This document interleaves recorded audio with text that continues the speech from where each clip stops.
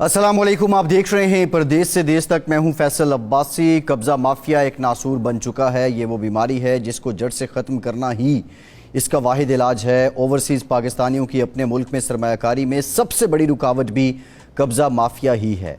अराज़ी की मलकियत मुआशरे में इज़्ज़त की अलामत समझी जाती है। अराज़ी चाहे चंद मरले की हो या हज़ारों एकड़ की ज़मीन की मलकियत हमेशा तहफ़्फ़ुज़ का एहसास दिलाती है। हमारे मुल्क में क़वानीन तो मौजूद हैं, लेकिन माजी में इन पर अमल दरामद न होने के बाइस काफ़ी हद तक कब्ज़ा माफिया का राज रहा है। बैनुल-अक़वामी प्रॉपर्टी राइट्स इंडेक्स पर पाकिस्तान 129 ममालिक में से 111वें नंबर पर है। इस दर्जाबंदी का तयन इस बात से किया जाता है कि किसी भी मुल्क में प्रॉपर्टी की मलकियत और कब्ज़े के हवाले से क़वानीन कितने मजबूत हैं और इन पर अमल दरामद किस हद तक किया जाता है। पिछले बरस पाकिस्तान 116वें नंबर पर था। जैसे जैसे ज़मीनों पर कब्ज़े के वाक़यात बढ़ने लगे हैं, अवाम में तशवीश बढ़ने लगी है। बैरूनी सरमायाकार ख़ुद को गैर महफूज समझने लगा है। ऐसे में वज़ीर-ए-आज़म की जानिब से पाकिस्तान सिटीज़न पोर्टल पर लैंड ग्रैबिंग की खुसूसी कैटेगरी बनाई गई है। इस कैटेगरी के तहत कोई भी शहरी अपनी ज़मीन पर कब्ज़े की दरख्वास्त ऑनलाइन पोर्टल पर जमा करवा सकता है। उसकी दरख्वास्त के बाद मुताल्लिका सरकारी इदारे ज़रूरी छानबीन के बाद एक्शन लेंगे।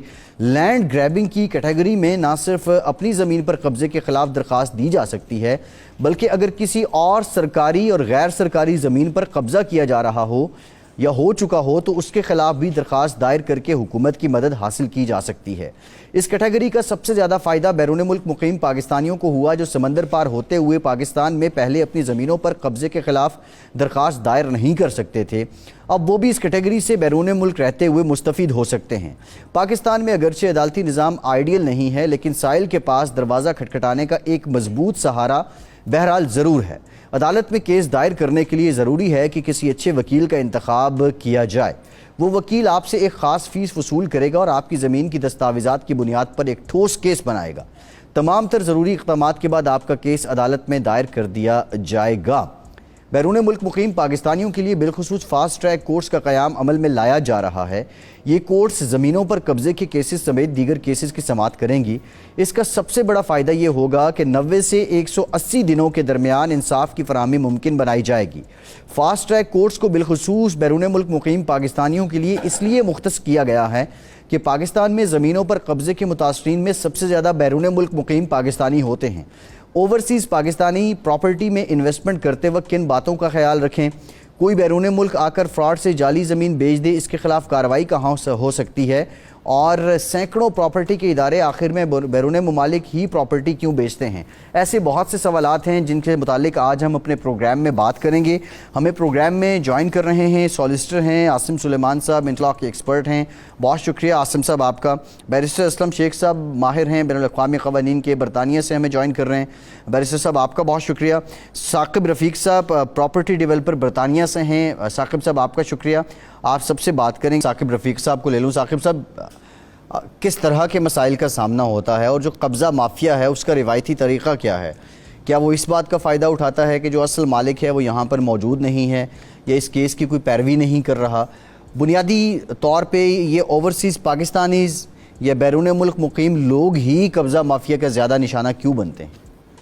असल में देखें, ऐसा नहीं है कि सिर्फ ओवरसीज़ पाकिस्तानी जो है वही कब्ज़ा माफिया का जो है निशाना बनते हैं, लेकिन चूंकि एक तरह से उन्हें इजी टारगेट समझा जाता है कि वो आएंगे, अगर केस को पैरवी करनी है तो आपको पता है पाकिस्तान का जो निज़ाम है वहाँ पे अगर आप आए हैं और ये मेरे यहाँ पर इस फील्ड से दोस्त बैठे हुए हैं, वो बेहतर इन चीज़ों को कह भी सकते हैं, बता भी सकते हैं। बाद औक़ात तारीख नहीं मिलती। मैं पाकिस्तान में कुछ मामलात में मुझे कोर्ट्स में जाना पड़ा है, और जब आप एक दफ़ा जाते हैं तो सम टाइम जज साहब नहीं अवेलेबल होते, सम टाइम जो आपकी दूसरी पार्टी है वो डेट ले लेती है, जी आज हमारे डॉक्यूमेंट रेडी नहीं है, हमारा रिप्लाई रेडी नहीं है, या हमारा सोलिसिटर या हमारा जो लॉयर है वो अवेलेबल नहीं है। तो इसलिए ओवरसीज पाकिस्तानियों का सबसे बड़ा मसला ये होता है कि वो तो यहाँ से चंद दिन के लिए गए होते हैं। अब अगर उनको फिजिकली पेश होना पड़ता है तो ये जेन्युइन सी बात है कि उन्होंने वापस आना है, उनके और बड़े मसाइल होते हैं, तो इसलिए वो इजी टारगेट बन सकते हैं। लेकिन ओवरऑल जो मेरे दोस्त ने बताया कि वहाँ पे असल मसला यही है कि कोर्ट्स के ऊपर लोगों का अनफॉर्चुनेटली ओवरऑल ट्रस्ट नहीं है। तो जब ओवरसीज पाकिस्तानी हो या लोकल हो, अगर केस कोर्ट में चला गया तो मैं तो ये कहूंगा कि आप जो है प्रिवेंशन करें, आप पहले प्रॉपर्टी लेने से पहले कोशिश करें कि आप उस वक्त आपका उस वक्त के साथ सामना ही ना हो जब खुदा न खास्ता आप इस सिचुएशन में चले जाएं। ये बड़ी इंपॉर्टेंट बात है साकिब साहब, ये बड़ी इंपॉर्टेंट बात आप कर रहे हैं कि जो प्रॉपर्टी जिन पे कब्जे होते हैं वो किस नौयत की होती हैं और ख़रीदार क्या क्या गलतियां करता है कि वो प्रॉपर्टीज़ उन पे वो रिस्क लेते हैं। साकिब साहब से ये जानना चाह रहा हूँ, साकिब साहब ये बताइएगा कि जो ओवरसीज़ लोग हैं जो प्रॉपर्टी ख़रीदते हैं उस पर फिर कब्ज़ा हो जाता है, तो बुनियादी तौर पे कॉमन मिस्टेक्स लोग क्या करते हैं प्रॉपर्टी ख़रीदते हुए, किन बातों का ख्याल रखना चाहिए? देखिए, जो तो पाकिस्तान के अंदर कवानीन हैं या उसके ऊपर जो बात हुई है काफ़ी डिटेल में ऑलरेडी दूसरे पैनलिस्ट ने कर दी है।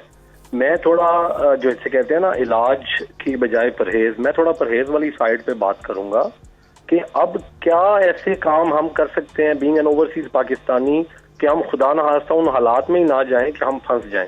कि वक्ती तौर पे जो पाकिस्तान के कवानीन हैं अगर उनको देखते हुए मैं इन्वेस्ट करना चाहता हूँ और मैं एक ओवरसीज पाकिस्तानी हूँ, तो ऐसे कौन से काम हैं जो ऑलरेडी मेरे लिए ऐसे पैरामीटर्स बने हुए हैं। फॉर एग्जांपल, क्या मैंने उस वक्त अपना शॉर्ट टर्म बेनिफिट देखा था कि मुझे प्लॉट बहुत सस्ता मिल रहा था एक ऐसे एरिया में जहां पे 5 मरले का प्लॉट 50 लाख का था, मुझे 20 लाख में मिल रहा था और मैंने एनओसी की परवाह नहीं की और मैंने कहा भाई कोई बात नहीं, अगर इतना बड़ा प्रोजेक्ट बन रहा है तो कल इसका एनओसी आ ही जाएगा, राइट।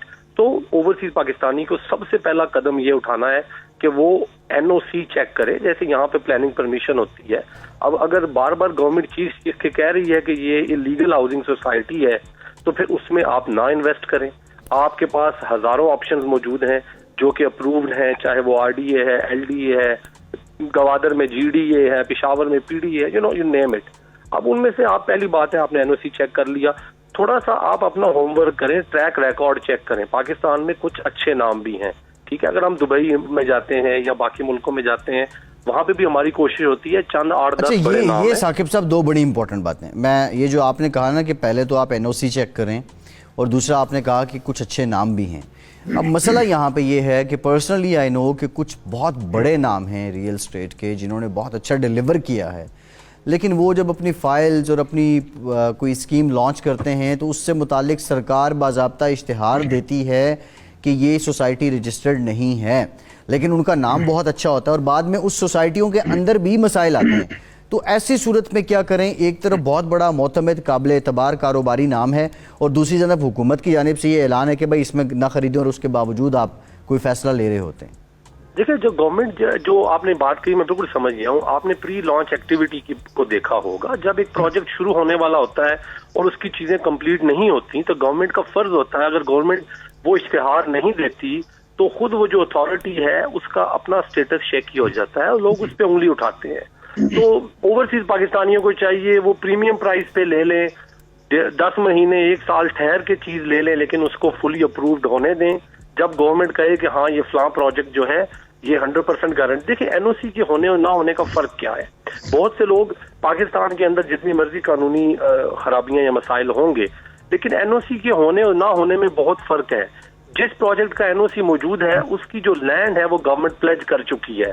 अब अगर वो प्रोजेक्ट खुदा न खास्ता डूब भी जाता है तो कम से कम आपको ये पता है कि चाहे वो developer at the end of the day सारी की सारी जमीन गवर्नमेंट टेक ओवर करे, जैसे यहाँ पे मुख्तलिफ कंपनीज एडमिनिस्ट्रेशन में चली जाती हैं, लेकिन किसी भी सूरत में हो आपको कुछ ना कुछ आपकी इन्वेस्टमेंट के वापस मिलने के चांसेस होते हैं।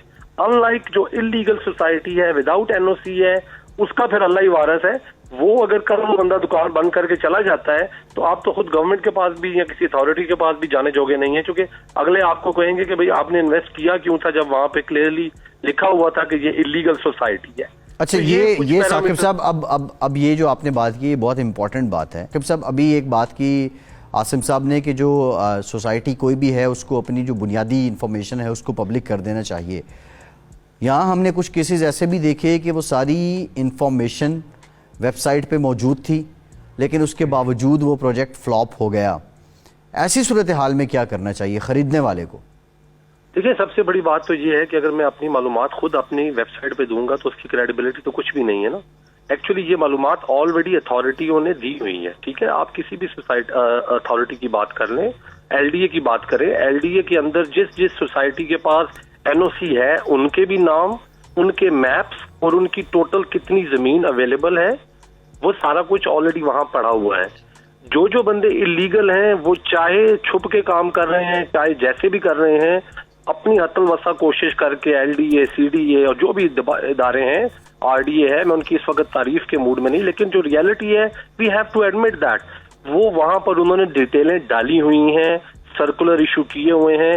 अगर आप RDA की वेबसाइट अभी खोलें तो वहां पे आपको सैकड़ों मिलेंगी सोसाइटियां जिनके बारे में उन्होंने लिखा हुआ है कि ये इलीगल हैं, इनमें लेन देन ना करें। अब इसके बाद पीछे तो कोई बात नहीं रह जाती ना, अगर मैं फिर भी इन्वेस्ट करता हूं।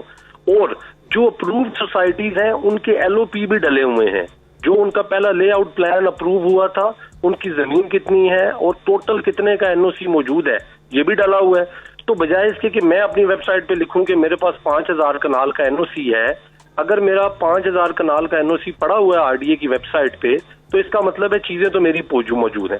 जहां तक ताल्लुक है कि सारा कुछ होने के बाद भी अगर लोग भाग जाते हैं, तो इस बारे में जो नॉलेज है, जो अवेयरनेस है, वो हमारा काम है देना, हमारे सारे दोस्तों का जो लीगल साइड से भी है, कि पाकिस्तान के अंदर कवानीन मौजूद है। मैं नाम नहीं लूंगा, हमने पास्ट में देखा है कि बहुत सी सोसाइटियां, एक लाहौर में बहुत बड़ा नाम था, यहाँ पे जिक्र नहीं करूंगा, जो नहीं डिलीवर कर सके और फिर उन्होंने 4 बिलियन की प्ली बार्गेन लेकर वो पैसे अदा किए और उन्होंने वो पैसा दिया गवर्नमेंट को, और जो इफेक्टीज थे उन इफेक्टीज को वो वाली जो उनकी जमीन थी और प्लस उनसे जो पैसा लिया गया वो उनकी जमीन बेचकर और पैसा देकर जो लोग अफेक्टीज थे उनको पैसे मिले।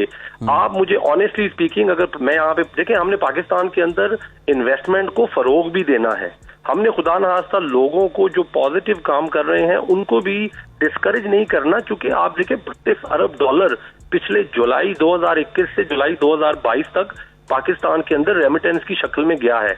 अब $32 अरब जो है वो लोग घर वालों को आटा और चीनी लेने के लिए नहीं भिजवा रहे। इसमें हमारे ठीक है मजदूर कार दोस्त भी हैं, सऊदीया वाले, बाकी मिडल ईस्ट वाले, बहुत से लोग मेरी तरह घर वालों को तनख्वाह भी भेजते होंगे, बट जो बड़ा चंक है, more than 60%, 70%, that is investment Pakistan. अब इन्वेस्टमेंट पाकिस्तान में आप कर रहे हैं तो वहां पे आप मादनियात में तो कर नहीं सकते, वरना आपको जाके वहां बैठना पड़ेगा, ज़राअत में भी नहीं कर सकते, स्टॉक मार्केट में भी नहीं कर सकते। तो आपके लिए सबसे आसान और लुक्रेटिव जो एक ऑप्शन है वो प्रॉपर्टी और रियल एस्टेट सेक्टर है, और पूरी ये एक इंडस्ट्री है। तो हमने जो पॉजिटिव लोग काम कर रहे हैं, मेरी गुजारिश ये है, हमने उनको इनकरेज करना है। और कैसे करना है कि जो पॉजिटिव काम हो रहे हैं हमको उनको मानना पड़ेगा। और देखें, इसके ऊपर अवेयरनेस की जरूरत है।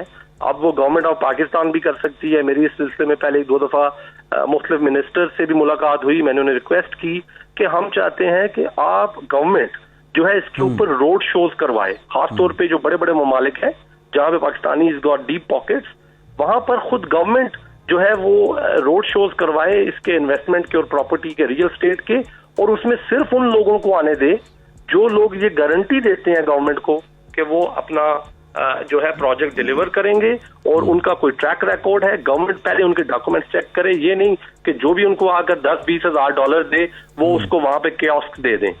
चेंबर को बीच में इन्वॉल्व करें, कॉन्सुलेट्स को बीच में इन्वॉल्व करें, वफाकी मुख्तसब को बीच में इन्वॉल्व करें, और इन सबको इन्वॉल्व करके आप रोड शो करवाएं। देखिए, अभी आप हमारे जो हमसाया मुल्क है, आप जहाज में भी सफर कर रहे होते हैं, किसी भी मुल्क में सब जगह पे सफर कर रहे होते हैं, तो उनके मुल्क में इन्वेस्टमेंट को फरोग देने के लिए उनके इश्तिहार चल रहे होते हैं। तो पाकिस्तान के अंदर इन्वेस्टमेंट को फरोग देने के लिए हम सबको मिलकर काम करना है। हमने अपनी आवाम, ये साकिब साहब बहुत इंपॉर्टेंट बात आपने की है यहाँ पे। ये जो अभी आपने लाहौर के एक वाक़े की एग्जांपल दी कि 4 अरब रुपए रिकवर किए नैब ने और फिर जो मुतासरीन थे उनको दिए भी।